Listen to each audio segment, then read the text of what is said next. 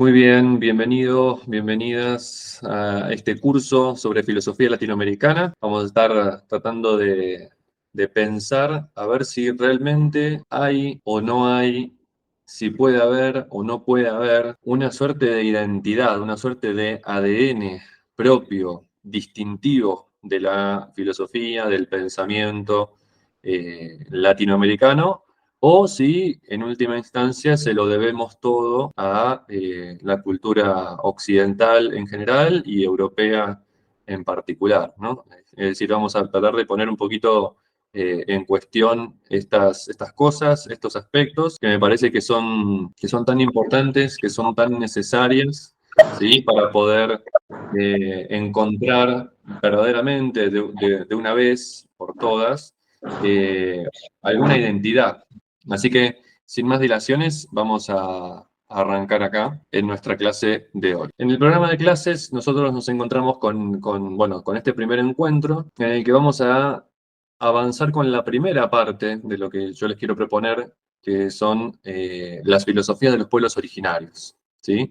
Entonces, por eso el nombre de esta clase es Filosofía de Pueblos Originarios 1. Ahí vamos a tratar de plantear o dejar un poquito desarrollada esta cuestión que les comentaba recién, que es la cuestión de la identidad y la autenticidad del pensamiento filosófico latinoamericano, ¿no? Y vamos a intentar ver o explicar y fundamentar por qué sí, verdaderamente puede haber y hay elementos para que haya una identidad y una autenticidad propia del pensamiento filosófico en esta región, ¿sí?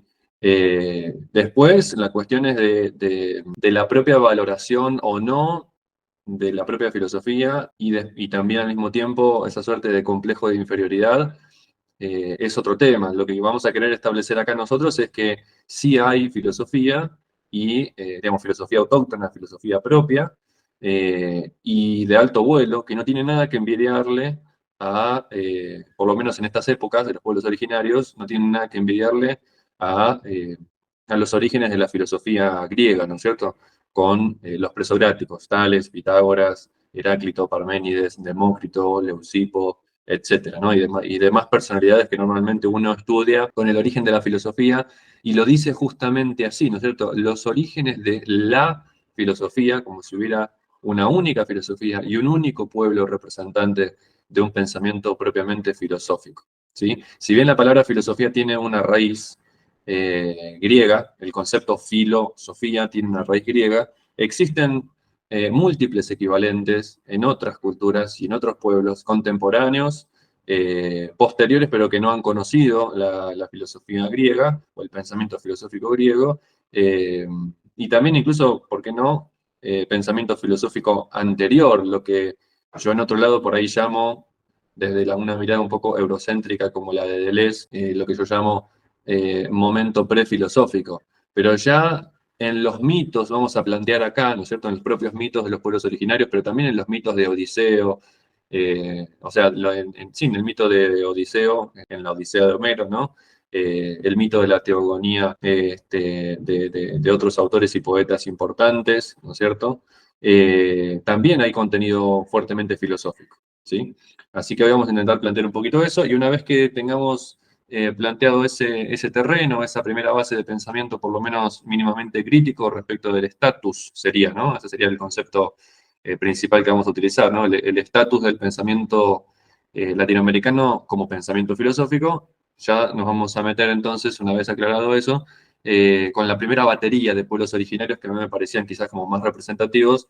En este caso van a ser la filosofía náhuatl, la filosofía maya y la filosofía tojolabal, para después pasar en la segunda clase, la semana que viene, con los pueblos originarios 2, donde vamos a ver la filosofía quechua, mapuche, guaraní, ¿no? Y con eso dejaríamos planteada por lo menos una mirada general, una mirada esquemática de lo que sería el pensamiento filosófico precolombino, precolonia, preconquista, ¿no? Y para empezar a pensar justamente cuál fue la experiencia en la clase número 3, ¿no? Vamos a pensar cuál fue la experiencia colonial y cuál fue las secuelas, ¿no? Que eso fue dejando, ¿sí? Y ahí después se irá desarrollando el camino entre los siglos XIX, los siglos XX, ¿no? Hasta, bueno, cerrar nuestra clase en otro curso, en la clase número 6, donde vamos a ver un poquito de indigenismo ya en la actualidad, en la modernidad más tardía, ¿no? Y pensar un poquito también, bueno, qué influencias va teniendo el pensamiento postmoderno y el pensamiento postcolonial en algún punto, ¿no? Después de haber pasado por el pensamiento de Kusch y Dussel en la clase número 5, bueno, ¿qué tiene para aportar, ¿no? Ya el pensamiento postcolonial, que es heredero de Kusch y de Dussel, ¿no es cierto? Dos grandes representantes de la filosofía de la liberación, obviamente, ¿sí? Así que bueno, sin más, esa es la presentación general del curso, la presentación general del programa de clases y el temario que vamos a estar siguiendo. Y ahora sí nos metemos directamente con el primer punto de nuestro encuentro de hoy, ¿no es cierto? Así que lo que quiero comenzar planteando es justamente este problema de la identidad y la autenticidad del pensamiento filosófico de Latinoamérica, planteando la pregunta de si hay o no una identidad, y si esa identidad es una identidad importada, podríamos decir, ¿no? Una identidad construida a partir de, digamos, de un pensamiento filosófico que viene de afuera, foráneo, ¿no? Exótico, podríamos decir, o si es efectivamente auténtico o hay elementos para hacer una filosofía efectivamente auténtica, ¿no es cierto? Entonces, una vez que se plantea esta cuestión, aparece esta pregunta, ¿no es cierto? ¿Por qué tenemos necesidad todo el tiempo de validar una filosofía latinoamericana? Bueno, en parte la pregunta tiene que ver porque todo el tiempo es ninguneado el pensamiento filosófico latinoamericano, el pensamiento latinoamericano en general, ¿no es cierto? Hay como una suerte dentro de los propios coterráneos, una suerte de pensamiento, o mejor dicho, del público coterráneo, ¿no? Una suerte de pensamiento más bien eurocéntrico, donde se cree o se piensa que la excelencia, la originalidad, la rigurosidad, la creatividad en el pensamiento y toda la novedad nos va a venir de afuera, de alguna de las potencias, ¿no? Que tradicionalmente lo asociamos con Europa, pero bueno, también lo podemos asociar con, por ejemplo, con Estados Unidos, ¿no es cierto? Entonces, Enrique Dussel dice en este sentido que efectivamente se constata, ¿no? Que hasta la actualidad hemos brillado por nuestra ausencia en todo tipo de historias de la filosofía, ¿sí? Si uno mira, no sé, por ejemplo, yo doy otro curso de introducción general, justamente, ¿no? A la filosofía a partir del texto del maestro Adolfo Carpio, que se llama Principios de Filosofía, que es una introducción a la problemática filosófica, vemos que la propuesta del libro de Adolfo Carpio, y en general es lo que suele pasar con cualquier tipo de libro de historia de la filosofía, lo vemos con la historia de la filosofía de Hegel, lo vemos con la historia de la filosofía de Bertrand Russell, lo vemos con la historia de la filosofía de Ernest Cassirer también, por ejemplo. Bueno, distintas historias de la filosofía que me ha tocado ir. Ahora hay otro también manual. Estoy intentando acordarme. Introducción a la filosofía de Jacques Maritain, por ejemplo, que era un texto muy, muy famoso en su momento y se utilizaba muchísimo de consulta obligada. Vemos que todos esos textos son eurocéntricos. Todos esos textos lo que plantean es narrar una historia particular de cierta corriente filosófica, con cierta tradición filosófica y cierta genealogía filosófica, pero no deja de ser una genealogía, una tradición y una corriente particular, pretendiendo o hacerla pasar como una, digamos, una suerte de historia universal. Y en realidad es una historia muy particular, es la historia de Grecia que termina por expandirse a lo que vamos a conocer como Occidente, principalmente Europa, ¿cierto? Mientras en Europa se iba forjando todo eso y se iba armando la narrativa de que era la representación de la universalidad, en paralelo había otras culturas, otras civilizaciones que estaban también desarrollando pensamiento filosófico de igual o mayor calado conceptual, ¿no es cierto? Entonces, esto es lo que termina diciendo en primera instancia Enrique Dussel, una de nuestras mayores referencias a lo largo de este curso. Y bueno, después ya va a tener su clase dedicada, ¿sí?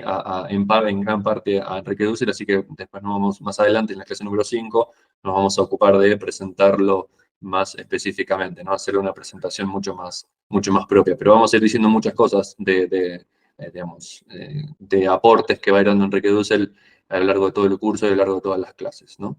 Entonces, esta es la primera constatación, de que hasta la actualidad hemos brillado por nuestra ausencia en todo tipo de historias de la filosofía, ¿no? Y en esas historias no se lo incluye a Latinoamérica, no se lo incluye a África, no se lo incluye a Asia, ahí algunas veces, porque hay algunos manuales que le dedican algún que otro capitulito o algún que otro fragmento a las filosofías orientales, entonces aparece el taoísmo, el maoísmo, etcétera, pero tampoco es que lo desarrollen demasiado y además lo toman como una corriente que después no prosperó, que caducó en un momento y bueno, y parecería querer mostrarse que lo vigente sigue siendo lo occidental, principalmente lo europeo, ¿cierto? Pero en torno a todo esto, ¿sí? Hay que hacer visibles algunas cosas, dice Enrique Dussel, ¿no? En principio hay que hacer visible que la sabiduría de los grandes pensadores históricos o de las escuelas y comunidades de pensamiento, digamos, filosófico, estuvieron en todo el mapa, estuvieron en todo el mundo, en diversas culturas y en diversas latitudes, ¿sí? O sea, hay que hacer visible eso, la sabiduría de los grandes pensadores históricos o de las escuelas y comunidades de pensamiento filosófico que han estado presentes en todo el mundo, no solamente en Grecia y en Europa, ¿no es cierto? Entonces, estábamos planteando justamente que hay que hacer visibles, ¿no? La sabiduría de esos grandes pensadores históricos o de las escuelas y comunidades de pensamiento filosófico, pero, ¿sí? Aparece justamente esta pregunta de si existe o no una filosofía latinoamericana. Entonces, Dussel se sigue preguntando, ¿no? Como para seguir problematizando esta cuestión, lo siguiente, ¿no? ¿Por qué nadie pone en duda la existencia de una filosofía occidental y particularmente una filosofía alemana, inglesa, francesa, latina o griega, ¿sí? Cuando uno dice filosofía alemana, nadie pregunta, pero ¿hay filosofía alemana? ¿Hay filosofía inglesa? ¿Hay filosofía francesa, latina o griega? Nadie se pregunta eso. ¿Por qué sí sucede con Latinoamérica? ¿No?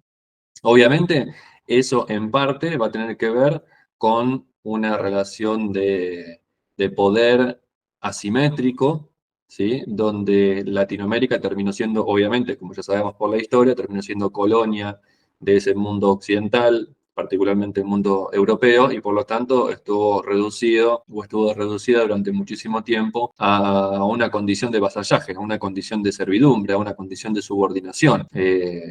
Política, económica, también cultural, porque después de la colonia, eso lo vamos a ver en la clase número 3, ¿no es cierto? Después de la colonización, todo lo que se pudieron haber desarrollado y todo lo que se podría haber recuperado, o mejor dicho, desarrollado a partir de la filosofía náhuatl, maya, tojolabal, quechua, ¿no? Todas las que vamos a ver, no se desarrolló, como sí pasó con lo que estamos denominando como filosofía occidental, que a partir de Heráclito, a partir de Parménides, a partir de los presocráticos en general, que serían los pueblos originarios para los griegos, ¿no?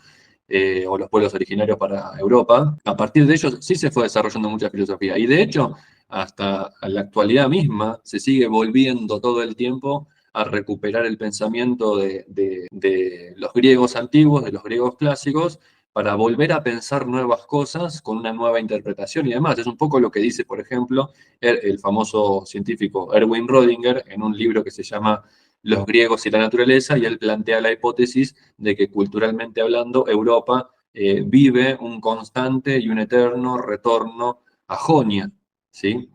Jonia siendo la zona geográfica que, digamos, paradigmáticamente representa el surgimiento y el inicio de la filosofía griega, ¿no es cierto? Y obviamente lo pudimos ver, por ejemplo, con el origen de la teoría atómica en la modernidad, ¿no? Que claramente es producto de haber vuelto a leer algunos textos de los primeros atomistas, como Demócrito y Leucipo, y a partir de ahí desarrollar las teorías que hoy tanto nos siguen deslumbrando, ¿no? A pesar de que ya han pasado varias décadas, todavía hoy nos siguen deslumbrando después de esos modelos atómicos de Bohr, etcétera, ¿cierto? Bueno, un camino parecido, un camino similar, si no hubiera sido atropellado ese camino por la conquista española en primer lugar, en prácticamente toda Latinoamérica, ¿no? Salvo ahí en el Brasil con Portugal y un poco más en el norte con las primeras colonias inglesas. La realidad es que el 90% de la conquista del territorio americano, desde el norte hasta el sur, más sur de Argentina, lo conquistó todo el Imperio Español, ¿no es cierto? Y fueron parte de las colonias españolas. Entonces, todo eso cortó ese proceso de desarrollo, ¿no? que hoy vamos a ver y quizás está bueno poder recuperar esos desarrollos de ese tipo de pensamientos para pensar nuevas cosas hoy.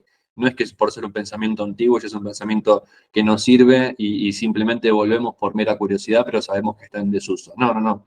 Todo lo contrario. Lo mismo pasa con los griegos. Los griegos siguen sin estar en desuso. Todo el tiempo se puede volver a ellos, así como todo el tiempo podemos volver a las filosofías de los pueblos originarios, para volver a pensar las cosas que hoy nos pasan, ¿no? Entonces, un poco pone la queja, ¿no? Enrique Dussel, y después más adelante otro texto fundamental que vamos a utilizar, que es de Carlos Beorlegui, ¿sí? Que también habla acerca de una historia general del pensamiento latinoamericano, ¿no? De hecho, el subtítulo del texto de Beorlegui, que está a disposición en la carpeta de Drive, el subtítulo es una búsqueda continua por la identidad, ¿no es cierto? Una lucha continua por la identidad, ¿cierto?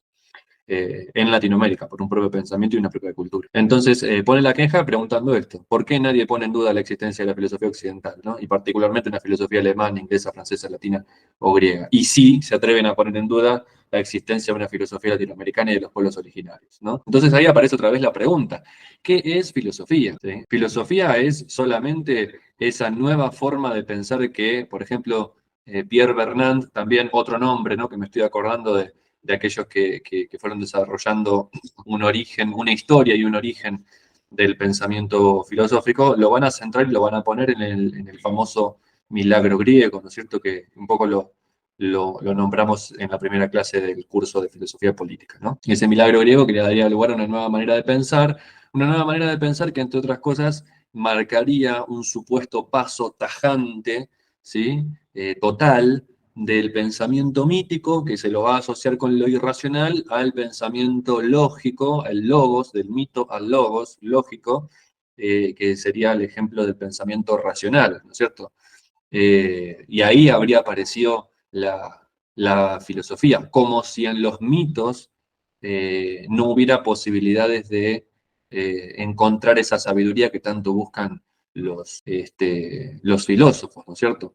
De hecho, es muy interesante que se pueda rastrear en algunos textos del propio Aristóteles, que él dice que, o sea, el mismo Aristóteles, pero muchos se olvidan, ¿no es cierto? Muchos se olvidan que Aristóteles dijo que aquellos que son amantes de la sabiduría son al mismo tiempo filomitos y filósofos, ¿no? Los amigos, filos, ¿no? Amigos, amantes, deseantes, aspirantes, todos esos significados podría tener la palabra filo, ¿no? Los filomitos, los amantes de los mitos, son también al mismo tiempo y de alguna manera filósofos, amantes de la sabiduría, porque en los mitos se encuentran las primeras dosis, las primeras cápsulas, podríamos decir, ¿no? Las primeras semillas, los primeros gérmenes de el pensamiento filosófico, ¿no? Que obviamente es un pensamiento crítico, pensamiento metódico, pensamiento analítico, y eso no es propio únicamente del gen griego, ¿no? Y el gen europeo. Está en todas las comunidades humanas a lo largo de todo el mundo, en todas las épocas, ¿no? Desde que existe el Homo sapiens, en cualquier parte del mundo, aparecen las preguntas por los núcleos fundamentales, ¿no es cierto? Que son la pregunta por la existencia, la pregunta por el sentido, la pregunta por el origen, ¿no? Todas las culturas se han hecho esas preguntas y en la medida en que están esas preguntas y se elaboran ciertas narrativas, muchas veces en forma de mito, para dar respuesta a esas cosas, bueno, resulta que podemos afirmar que estamos en presencia de un pensamiento filosófico, ¿cierto?